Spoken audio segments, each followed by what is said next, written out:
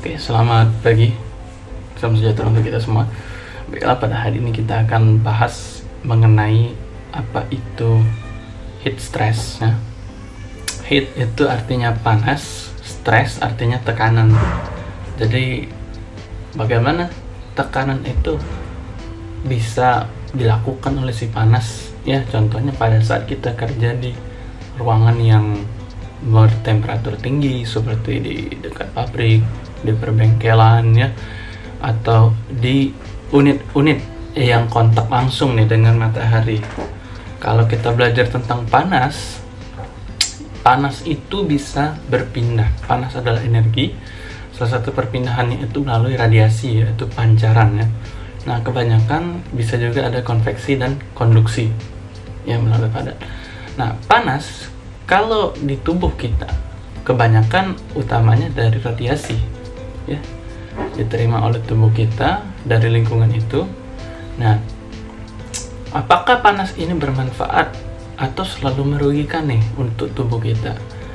Kalau panas itu manfaatnya seperti panas matahari nih, contohnya di jam 9 sampai jam 10 itu bisa untuk pertumbuhan tulang ya, vitamin D dan juga otot ya.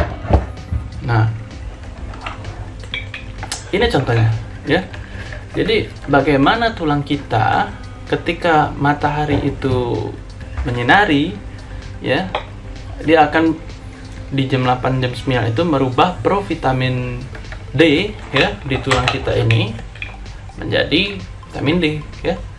Oleh karena itu kalau panas itu bermanfaat ya untuk kekuatan si tulang, terutama nih tulang belakang ya. Karena kalau tulang kita keropos, vitamin D-nya kurang, itulah nantinya akan ada keluhan nyeri-nyeri, aduh urutin nenek, kakek. Nah, begitu biasanya kalau cucung-cucung ya, yang biasanya saat weekend seperti ini berkunjung ke rumah kakek atau neneknya ya, karena mereka sudah keropos nih, jumlah osteoblastnya itu lebih sedikit dibandingkan osteoklas ya. Osteoblas itu adalah sel-sel tulang yang akan berkembang untuk perbaikan ya. Itu manfaat panas, contohnya panas matahari. Namun, apa kerugian dari panas sampai dengan dia bisa menghasilkan heat stress, tekanan panas pada tubuh kita? Jadi panas itu dia nanti akan diserap ya, diserap oleh kulit. Nah, kulit ini nanti akan menghasilkan respon yang namanya sistem ekskresi ya. Sistem ekskresi itu nanti jadi keringetan lah kalau panas ya. Nah, kalau keringetan banyak keluar, apa yang akan terjadi? Nah, kita harus tahu dulu nih prinsipnya keringat itu apa aja ya komponennya. Kalau kalian pernah misal nih olahraga, aduh capek, habis keringat, misal ada nyenggol sedikit nih di lidah atau di bibir ya, terus terasakan kayak rasa-rasa asin. Nah, berarti kalau asin itu apa sih? Ketika kalian misalnya di dapur atau meja makan, itu kan ada garam. Garam itu bahasa kimianya adalah natrium, Na+, jadi rombongan garam ini Na+, ada juga yang segolongan itu golongan 1A, golongan alkali itu ada kalium ya. Nah, inilah yang disebut dengan elektrolit. Elektro artinya listrik. Nah, jadi nanti kalau keringatnya terlalu banyak, garamnya banyak terbuang, habis nih garam, listrik, otomatis elektrolit tadi jadi terganggu. Nah, apa yang terjadi jika gangguan elektrolit dialami oleh seseorang, contohnya pekerja nih di perbengkelan ya, yang nanti kehilangan banyak keringat ya akibat lingkungannya yang terlalu panas. Ya tentunya karena listrik ini, apa aja yang listrik terjadi ya, listrik apa saja yang terjadi di sistem organ kita. Ada neuromuskuloskeletal. Neuro artinya saraf. Saraf pusatnya itu ada di otak ya. Nih ya, kalau dibuka isi otak. Nah, ini sistem saraf pusat. Nanti dari sistem saraf pusat, neuro ini akan menjalar ke seluruh tubuh. Ya, ada saraf sadar, saraf tak sadar. Jadi dia akan dari pusat menuju cabang nih. Kan kalau kita perusahaan biasanya ada kantor pusat, kantor cabang. Nah, dia yang sadar itu contohnya ketika di otot ya, saraf yang sadar nih menggerakkan otot.